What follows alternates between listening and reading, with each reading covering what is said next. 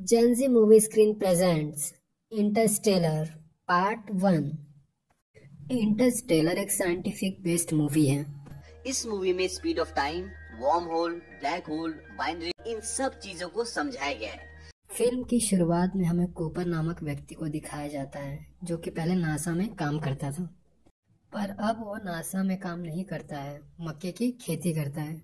धरती पर 7 साल पहले गेहूं उगना बंद हो गया और 1 साल पहले ओकरा और बाकी की चीजों की पैदावार भी खत्म हो चुकी है।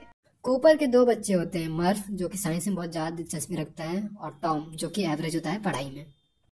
मर्फ के कमरे में जो शेल्फ होते हैं, बुक शेल्फ, उसमें से किताब गिरती रहती है। मर्फ कूपर को बताती है, बट कूपर इग्नोर करते हुए कहता है कि ये सब उसके मन का वहम है। एक बार सब बेसबॉल का मैच देख रहे होते हैं, तभी सायरन बजता है और ये सायरन होता है तो कूपर अपने घर पहुंचता है तो पूरा घर धूल से भरा हुआ होता है और मर्फ के कमरे में फर्श पर धूल से कुछ लाइंस बनी, उन लाइंस को बड़े ध्यान से देखता है और वो मर्फ को बोलता है कि आज तुम अपने भाई टॉम के कमरे में सो जाओ।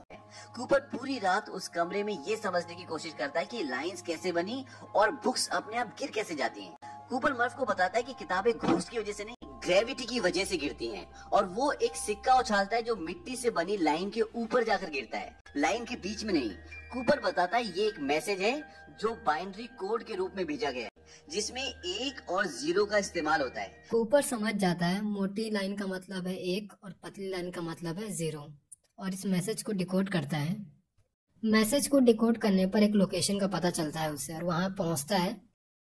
अब जब कूपर अंदर जाने की कोशिश करता है तो उसे वहाँ की सिक्योरिटी पकड़ लेती है और अगले सीन में दिखाते हैं कि कूपर से एक रोबोट कुछ पूछताछ कर रहा होता है। तभी वहाँ पर एक लड़की आती है, ये एक साइंटिस्ट है और इसका नाम एमिली है।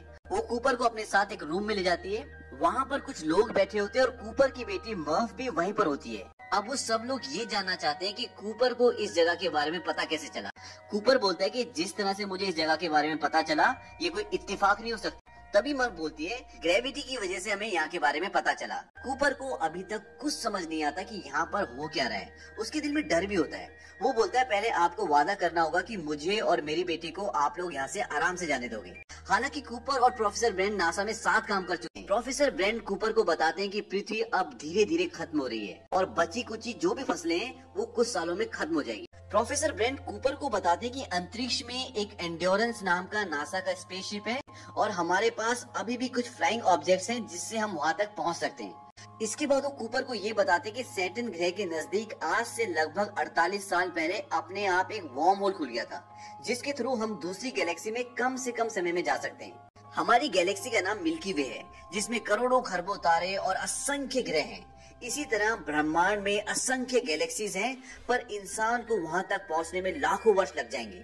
वो कूपर को बताते कि हम पहले ही 13 एस्ट्रोनॉट्स को वर्म होल के थ्रू दूसरी गैलेक्सीज में भेज चुके हैं और उन्हें वहाँ ऐसे ग्रहों को ढूंढना है जो इंसान के रहने के लिए पर्याप्त हो और ज्यादा दूर न हो। और उन सब के पास एक रोबोट है और जब उन्हें कोई ऐसा ग्रह मिल जाएगा जहाँ इंसान रह सकता है तो वो उस रोबोट को ऑन कर देंगे और फिर हमें यहाँ उसका सिग्नल मिल जाएगा।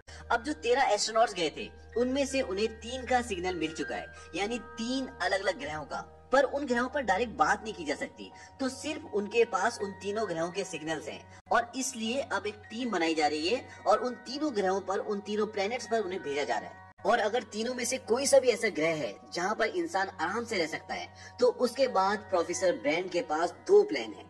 Plan number 1, professor Brand gravity को समझने और उसे कंट्रोल करने की कोशिश कर रहे हैं और अगर उन्हें कामयाबी मिल जाती है तो एक स्पेस स्टेशन के जरिए संपूर्ण मानव जाति को उस ग्रह पर भेज देंगे जो रहने लायक है। और इसके लिए उन्होंने एक स्पेस स्टेशन बनाया भी हुआ है और वो स्पेस स्टेशन वही है जहाँ पर कूपर और प्रोफेसर ब्रेंड खड़े हैं। दरअसल ये कोई बिल्डिंग नहीं है बल्कि आप इसे एक अंतरिक्ष यान कह सकते हैं। पर सबसे बड़ा सवाल ये है कि इतना बड़ा अंतरिक्ष यान अंतरिक्ष में जाएगा कैसे?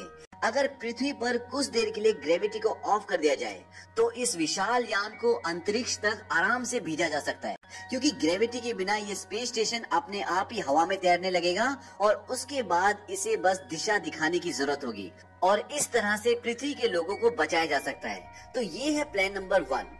प्लान नंबर 2, अगर प्लान 1 पूरा नहीं हो पाता और ऐसा प्लेनेट ढूंढने में काफी वक्त लग जाता है जहाँ पर इंसान रह सकते हैं, तो इंसान अपने साथ 5000 मानव भ्रूण ले जाएगा। भ्रूण मतलब इंसान के डीएनए, और इन भ्रूण के जरिए नए लोगों को पैदा किया जा सकता है और इंसान की प्रजाति को बचाया जा सकता है। अब प्रोफेसर ब्रैंड कूपर को बोलते हैं कि तुम भी इस मिशन में शामिल हो जाओ, क्योंकि हमें एक पायलट की जरूरत है और तुम एक पायलट हो।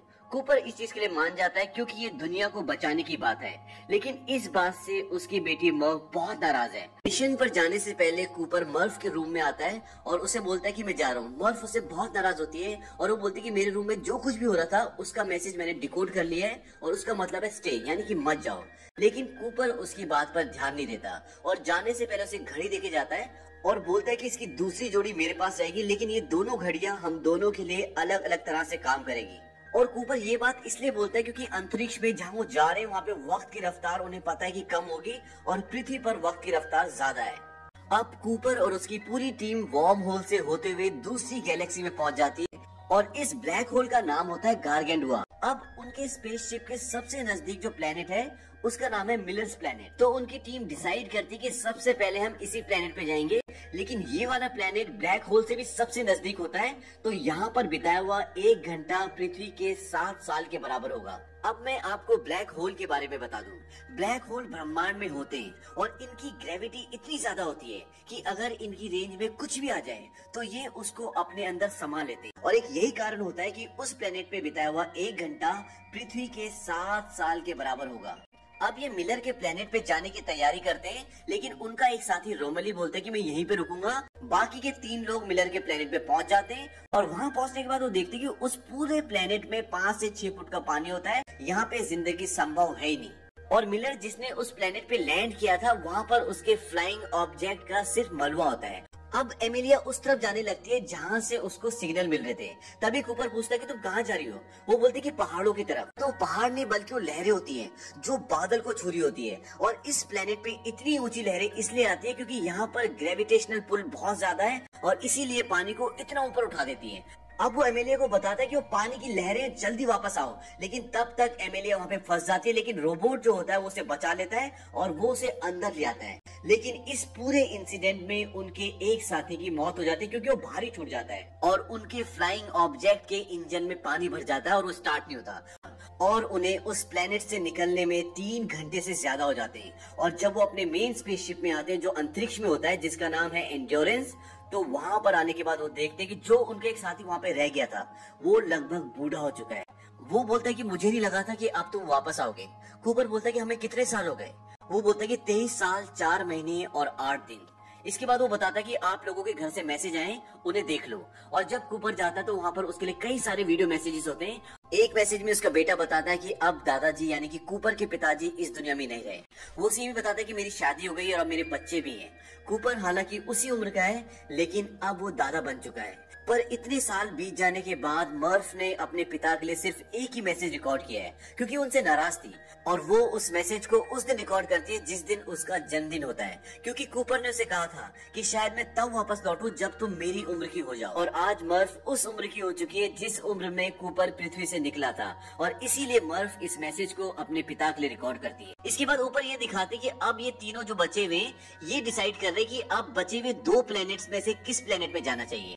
कूपर और रोमोली बोलते हैं कि हमें मैन के प्लेनेट पे जाना चाहिए क्योंकि वो प्लेनेट उनके स्पेसशिप से पास में है। लेकिन एमिलिया बोलती है कि हमें एडमंड के प्लेनेट पे जाना चाहिए क्योंकि उस प्लेनेट से जो डेटा आया वो ज्यादा प्रॉमिसिंग है, ज्यादा स्ट्रांग है, इसीलिए वो चाहते हैं कि उस प्लेनेट पे जाएं। और इसकी एक वजह ये भी होती है कि वो एडमंड से प्यार करती है। यहाँ पर अब एक प्रॉब्लम ये भी होती है कि इनके पास अब इतना फ्यूल नहीं बचा कि ये दोनों प्लेनेट्स पर विजिट कर सके। इसीलिए अब ये डिसाइड होता है कि ये लोग मैन के प्लेनेट पे जाएंगे। ये लोग मैन के प्लेनेट पे पहुंच जाते हैं और वहां जाकर देखते हैं कि मैन स्लीपिंग चैम्बर में सोया हुआ होता है। वो उसे स्लीपिंग चैम्बर से उठाते हैं। दोस्तों, इस मूवी का सेकंड पार्ट जल्दी अपलोड होगा इस चैनल पर। सब्सक्राइब करना ना भूलें। धन्यवाद।